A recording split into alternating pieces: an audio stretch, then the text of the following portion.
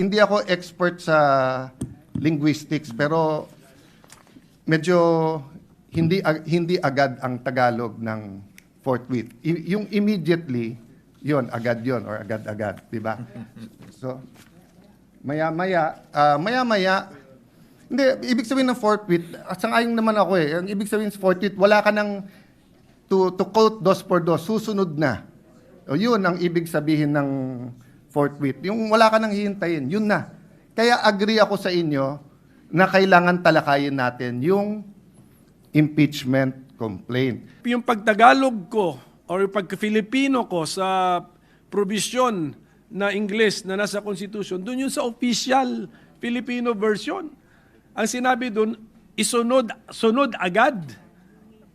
So do not dispute na hindi ang katumbas ng forthwith sa Pilipino ay hindi agad. Agad nga yung nasa official version. So hindi na ako mas marunong sa mga nag-translate po ng Constitution sa Filipino, sa wikang Pilipino. So I hope this will help our colleague, my explanation will help our colleague when he makes his decision on the pending motion.